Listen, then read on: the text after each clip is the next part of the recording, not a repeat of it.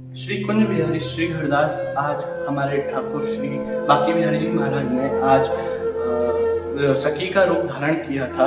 और ये विशेष रूप से ये कलकत्ते से आई थी चुन्नी जो ठाकुर श्री बांके बिहारी जी महाराज ने धारण करी थी। आप देख सकते हैं कि कितनी अद्भुत चुन्नी है।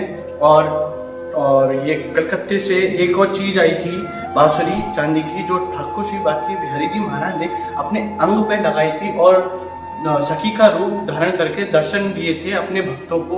तो आज बहुत अद्भुत दर्शन थे और आप सभी को मैं ये कह सकता हूँ कि आप मन स्वरूप दर्शन करें ठाकुर श्री बांके बिहारी जी महाराज के और आपकी सब मनोकामना पूर्ण हो। तो इसी के संग मैं अपनी इस वीडियो को यहीं विराम देता हूँ। अगली वीडियो के लिए आप हमारे चैनल को लाइक शेयर कमेंट और सब्सक्राइब करना ना भूलें। जय बिहारी जी की, राधे राधे। श्री कुंज बिहारी श्री हरदास।